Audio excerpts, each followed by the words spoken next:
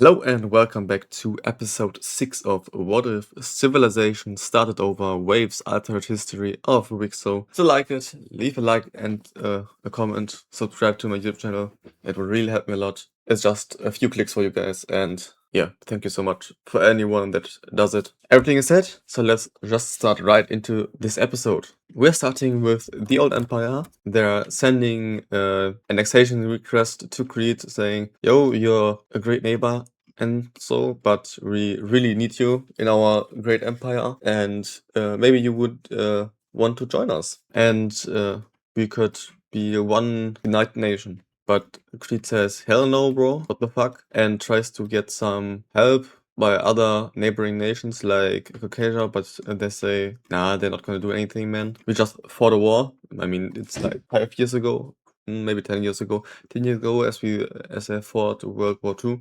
But just 2 weeks after the decline of the annexation, the Imperial troops start to march in and not instantly shooting, but rather just taking the land, the cities first, and just moving up the coast. And Crete is like, what the fuck, man? What are you doing? And yeah, it's the Crete is deploying more and more troops to secure the cities, but it's only really slowing down the old empire, not really pushing them back. It's not really good. The old empire moves down to the city and captures it. From there on out, they're just gonna stick up the coast, capturing this major city.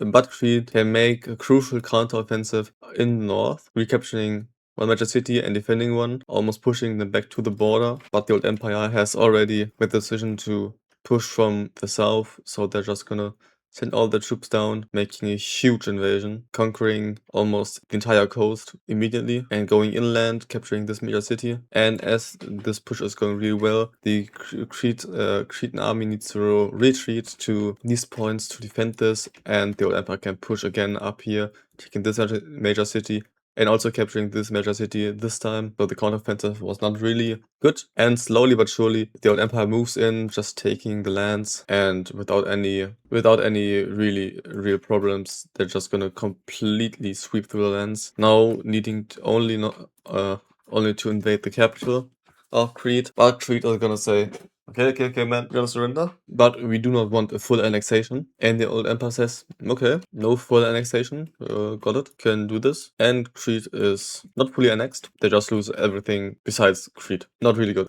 But this is the new old empire now. It's going really well for them at the point, but Caucasia is a bit scared now because they're slimed Crete right after the war, 10 years after the war. But we will see how this will evolve. Now going down to the Central Asian country, Kazakhstan, country, they're gonna invade this blue team to connect to their exclave down here, pushing in, connecting them.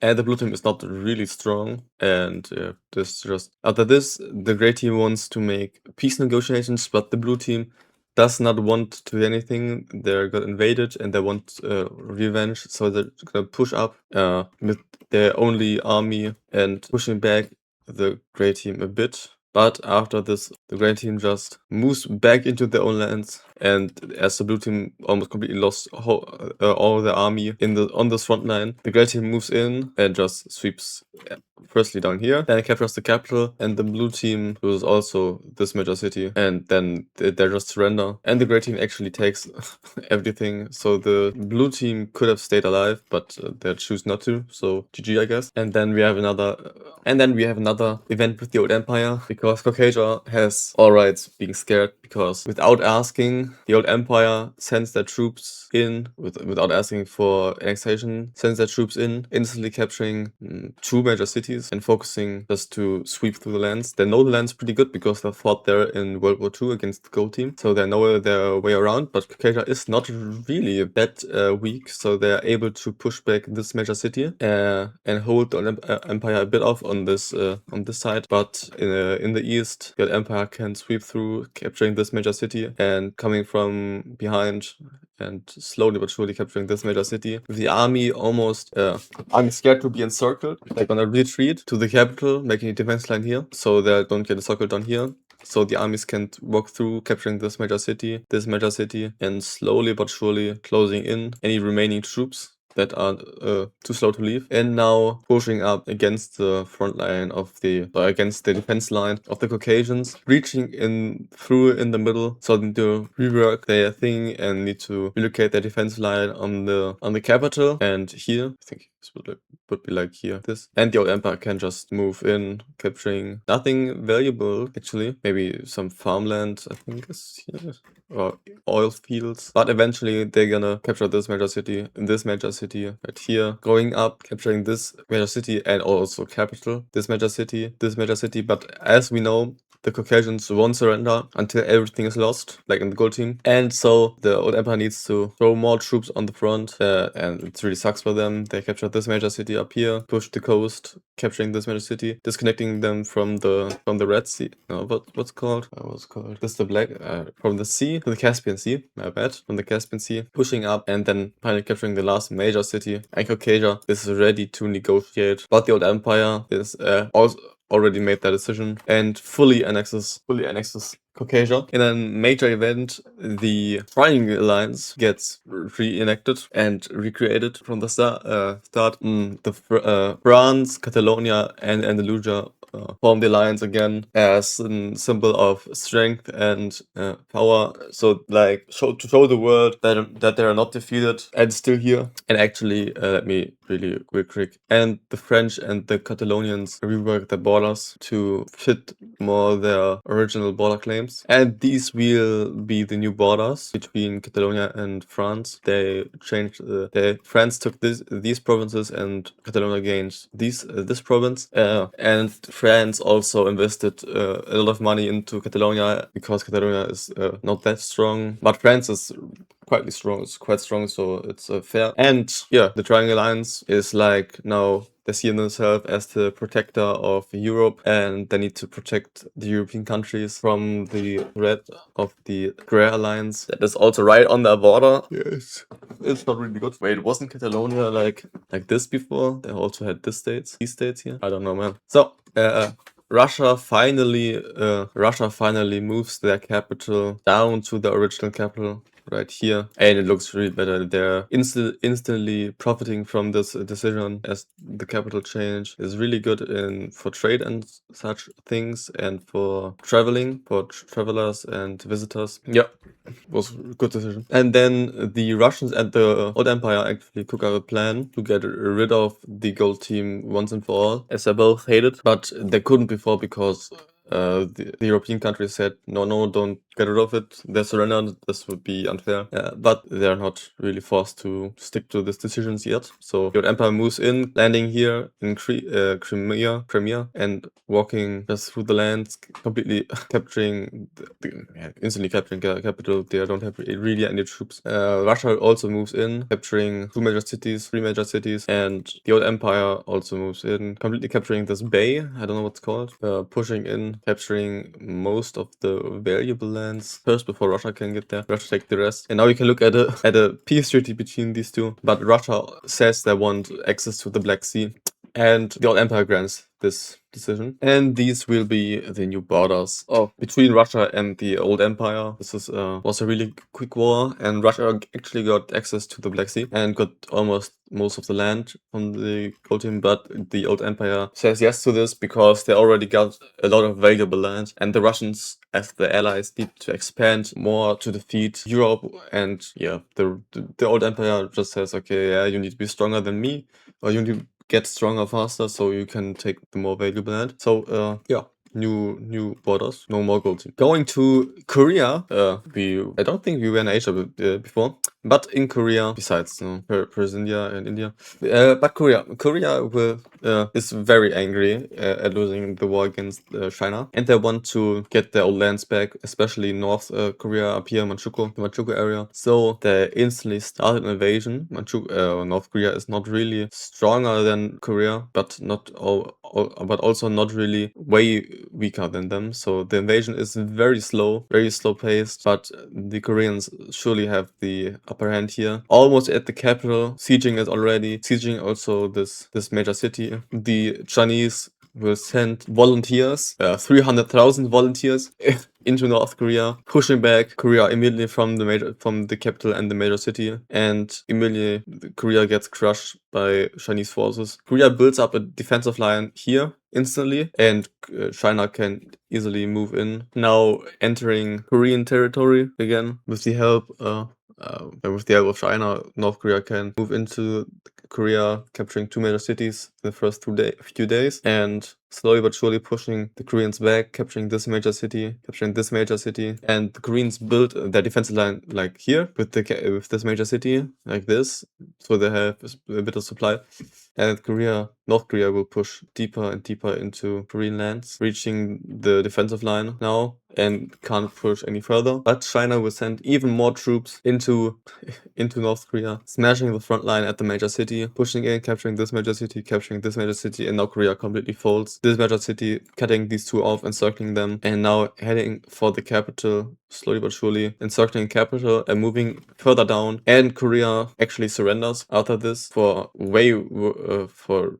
to just don't lose as much land as lose if they actually get completely pushed back and lose everything. So Korea surrenders, and let's see what the new borders will look like. And these will build the new borders. Korea lost a bunch of land in the north, but mostly could keep their peninsula completely up to the capital. And Korea lost a ton of valuable land in the north, mostly I think military factory lands. And this war really hurt them, real bad hurt them.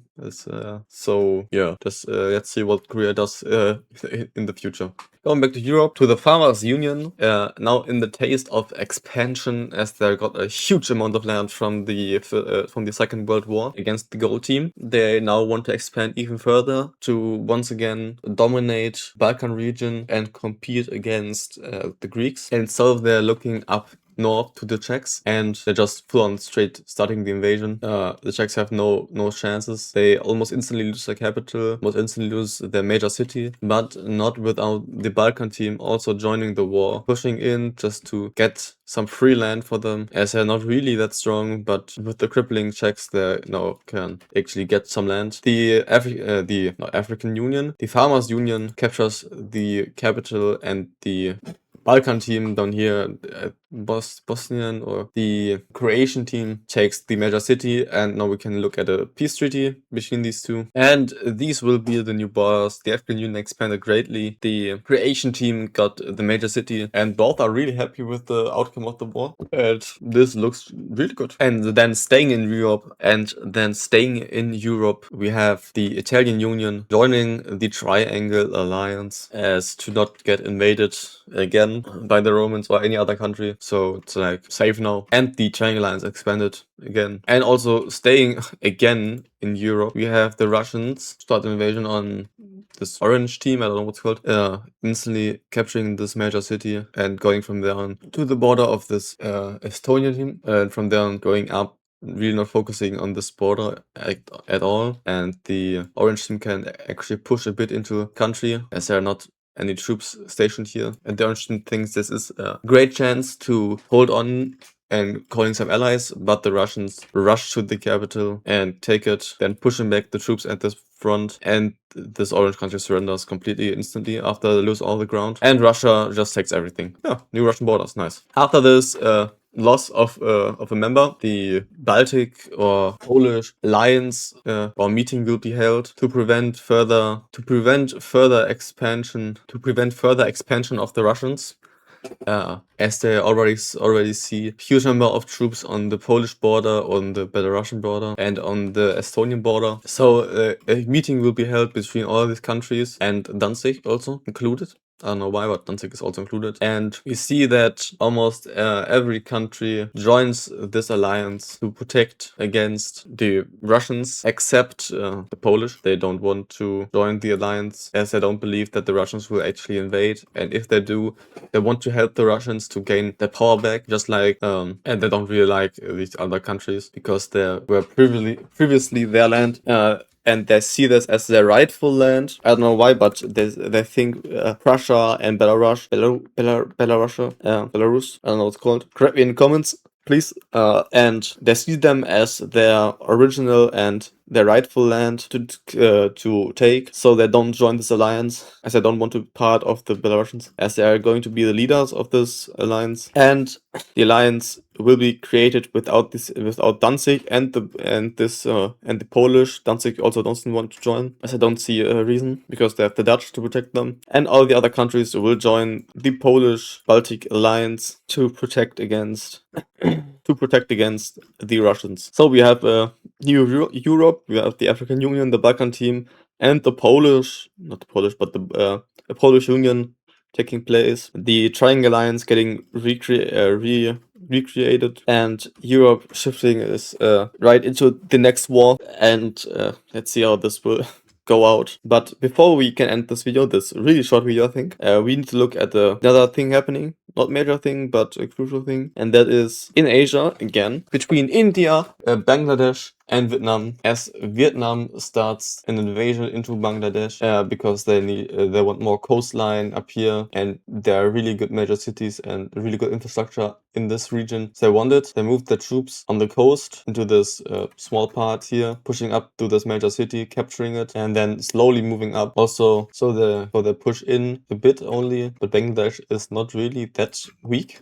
At this point, they're pretty strong, I would say. So the Bangladesh country can recapture lost land in the north, but it's way harder for them in the south. But they can manage to do this. But the Vietnamese make a naval landing down here, which completely reorganizes the Bangladesh team. They need to recheck from there, and then they start in push also from down here, connecting these two lances, capturing this major city. And with this major city, they have a pretty strong border up here that they can push up. Slowly but surely, they push deeper into Bangladesh territory, but they lose a bit of ground up here, but not too much. It's not really that important, actually. But they move even deeper, capturing this major city with the push that they didn't believe would actually work. And with this loss of this major city, before India sweeps in and saying before Vietnam can capture all of Bangladesh and have a border with us on this front, we want to secure and save Bangladesh. So they also start an invasion into Bangladesh, and India is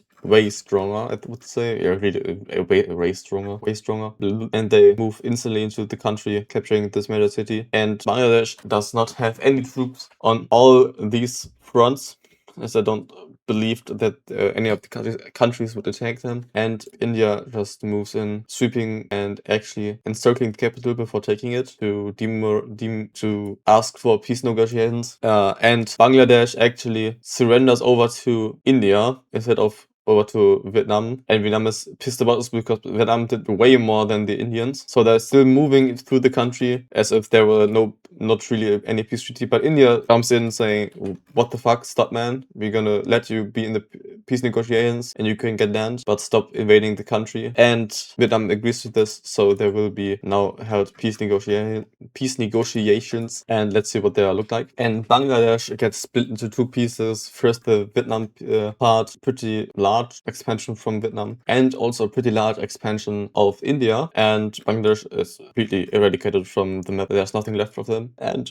India and Vietnam now also share a border, so the tensions will also rise up in this region, and we will see how this will look in the future. But this gotta do for this episode of Waves Alternate History, episode 6, I think, isn't it? Thank you for watching. I know it's a short video this time, and the next one will also be a bit shorter, but will leave a crucial ending, so keep that in mind. Thank you all for watching this video. Leave a like and a comment if you haven't done already. Subscribe to my YouTube channel. This would help me a lot. Thank you so much, and we see us in the next episode. Bye.